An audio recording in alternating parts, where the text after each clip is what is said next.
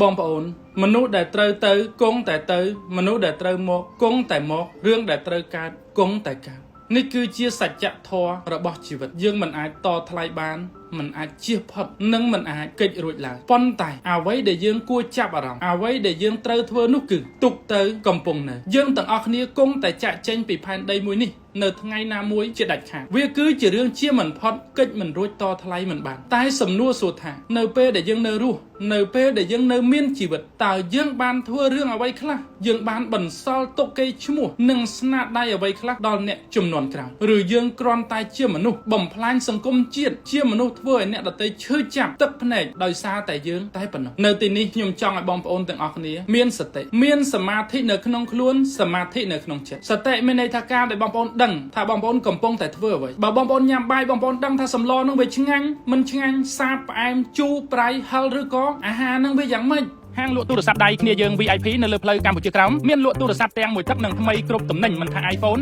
iPad, MacBook និង accessory គ្រប់ប្រភេទរបស់ Apple សុទ្ធតែមានការធានារយៈពេល1ឆ្នាំពេញដំបូងគេបង្អស់នៅកម្ពុជាប៉ុន្តែបើសិនជាបងប្អូនចង់បានការធានាជូនរយៈពេល1ខែពេញនោះលោកអ្នកក៏អាចអញ្ជើញទៅទីតាំងទាំង3សាខាទៀតគ្នាយើងផ្ដល់ទាំងទំនុកចិត្តទំនួលខុសត្រូវនិងភាពស្មោះត្រង់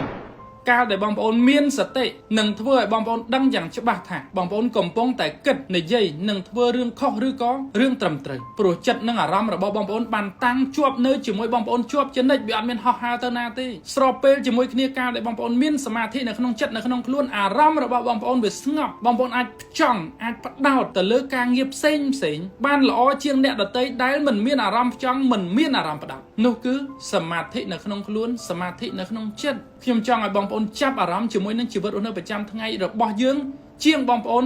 ធ្វើក្នុងពេលបច្ចុប្បន្នពលគឺនៅពេលដែលបងប្អូនផ្ដោតបងប្អូនចាប់អារម្មណ៍ជាមួយនឹងសកម្មភាពគ្រប់បែបយ៉ាងរឿងរ៉ាវគ្រប់បែបយ៉ាងដែលបានកើតឡើងនៅជុំវិញខ្លួនរបស់យើងបងប្អូននឹងមើលឃើញអំពីចិត្តគំនិតរបស់អ្នកដទៃបងប្អូននឹងមើលឃើញអំពីដើមហេតុនៃបញ្ហាជាដើមលើពីនឹងទៅទៀតនៅពេលដែលបងប្អូនមានការផ្ចង់មានការផ្ដោតមានសតិដឹងបងប្អូនកំពុងគិតនិយាយនឹងធ្វើអ្វីនោះបងប្អូននឹងមិនចំណាយពេលវេលាខ្ជះខ្ជាយទេប៉ុន្តែផ្ទុយទៅវិញបងប្អូននឹងចំណាយពេលវេលាឲ្យមានប្រសិទ្ធភាពខ្លាំងបំផុតបងប្អូននឹងមិនយកពេលទំនេរដែលបងប្អូនមានទៅនិយាយដើមស៊ីត្រាវអ្នកដទៃទេតែបងប្អូននឹងយកពេលវេលាដែលខ្លួនមានឬក៏លៃលកពេលវេលាឲ្យមានសម្រាប់គ្រួសាររបស់យើងប្តីប្រពន្ធកូនរបស់យើងក្រុមការងាររបស់យើងនិងមនុស្សជាទីស្រឡាញ់និងមនុស្សសំខាន់របស់យើងជាមិនខាននៅពេលដែលបងប្អូនមានសតិបងប្អូននឹងដឹងថាតើរឿងណាគួរនិយាយមិនគួរនិយាយរឿងណាគួរគិតមិនគួរគិតរឿងណាគួរធ្វើមិនគួរធ្វើរឿងណាខាតចំណេញល្អឬមិនល្អតែនៅពេលដែលបងប្អូនមិនមានសតិមិនមានសមាធិនៅក្នុងខ្លួននៅក្នុងចិត្តបងប្អូននឹងធ្វើរឿងគ្រប់បែបយ៉ាងដោយយោងទៅលើអារម្មណ៍ដោយយោងទៅលើការគិតរបស់យើងតែប៉ុណ្ណោះហើយខ្ញុំចង់ឲ្យបងប្អូនយល់រឿងមួយថាការគិតអារម្មណ៍របស់យើង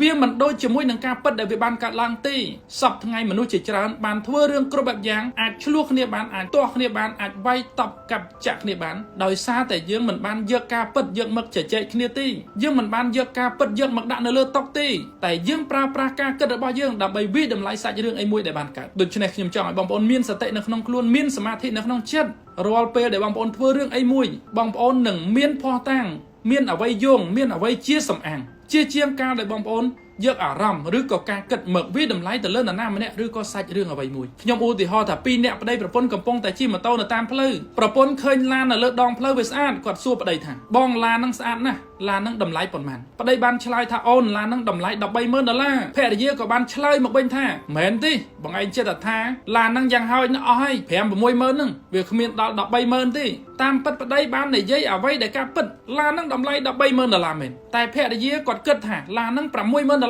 ទេវាអត់ដល់$130,000ទេឡានអីក៏ថ្លៃយ៉ាងនេះជជែកគ្នាចោះជជែកគ្នាឡើងប្តីថា$130,000ប្រពន្ធថា$60,000ប្រពន្ធថា$60,000ប្តីថា$130,000បញ្ហាក៏បានកើតឡើងវិបត្តិក៏កើតចំនួនក៏កើតបងប្អូនឃើញអត់ហេតុអីបានជាយើងប្រើប្រាស់ការគិតរបស់យើងដើម្បីវិតម្លៃទៅលើរឿងអីមួយនៅពេលដែលបងប្អូនប្រើប្រាស់ការគិតដើម្បីវិតម្លៃទៅលើរឿងអីមួយសន្មត់ទៅលើរឿងអីមួយឬក៏វិតម្លៃទៅកាន់នរណាម្នាក់នោះបងប្អូននឹងបង្កើតបញ្ហាបងប្អូននឹងបង្កើតទុក្ខបង្កើតវិបត្តិបង្កើតទំនាស់បងប្អូនមកដល់ចំណុចនេះខ្ញុំចង់ឲ្យបងប្អូនយល់រឿងមួយថាបញ្ហាជាច្រើននៅក្នុងជីវិតនៅប្រចាំថ្ងៃរបស់យើងនេះវាបានកើតឡើងដោយសារតែយើងប្រើប្រាស់ការគិតរបស់យើងដើម្បីវិតម្លៃទៅលើសាច់រឿងអីមួយតែយើងមិនបានមានភ័ស្តុតាងមិនបានមានសេណារីយ៉ូមិនមានអ្វីជាសំអាងដើម្បីពិភាក្សាវែកញែកឬក៏លើកឡើងអំពីបញ្ហាមួយនឹងនោះទេយើងប្រើការគិតគំនិតអារម្មណ៍របស់យើងដើម្បីវិតម្លៃទៅលើរឿងទាំងអស់ហ្នឹងអញ្ចឹងទៅបញ្ហាជាច្រើនបានកើតឡើងដូច្នេះខ្ញុំសង្ឃឹមថាចាប់ពីពេលនេះតទៅបងប្អូនមានសតិមានសមាធិនៅក្នុងខ្លួនសមាធិនៅក្នុងចិត្ត អារម្មណ៍ផ្ដោតកុំធ្វេសប្រហែសមើលឃើញរឿងដែលបានកើតគឺជារឿងដែលបានកើតកុំទាន់លៀបពណ៌កុំទាន់វិភាគកុំទាន់វិតម្លៃព្រោះការគិតរបស់យើងវាមិនដូចជាការពិតនោះទេការពិតវាផ្សេងការគិតវាផ្សេងហើយរាល់ការលើកឡើងរបស់ខ្ញុំទាំងអស់នេះបងប្អូនមិនបាច់ជឿខ្ញុំទេបងប្អូនយកទៅគិតវិភាគពិចារណាដោយខ្លួនឯងទៅបងប្អូននឹងដឹងហើយថារឿងណាដែលបងប្អូនគួរធ្វើនិងពុំគួរធ្វើជាចុងក្រោយខ្ញុំសង្ឃឹមថានៅពេលដែលយើងមានជីវិតរស់នៅបងប្អូនបន្សល់កេរ្តិ៍ឈ្មោះបន្សល់ស្នាដៃទុកឲ្យអ្នកចំនួនក្រោយផងចូលបងប្អូនកុំធ្វើរឿងទាំងឡាយណាដែលគេនឹកដល់ឈ្មោះយើងហើយគេឆ្អែតបាយគេនឹកដល់ឈ្មោះយើងហើយគេឈឺចាប់គេស្រក់ទឹកភ្នែកដោយសារយើងឲ្យសោះចូលប្រើប្រាស់ជីវិតមួយនេះឲ្យមានតម្លៃបំផុតពាក្យខ្មែរយើងលោកថារស់នៅឲ្យគេស្រឡាញ់ចាក់ចេញឲ្យគេស្រណោះអរគុណបងប្អូនជម្រាបលា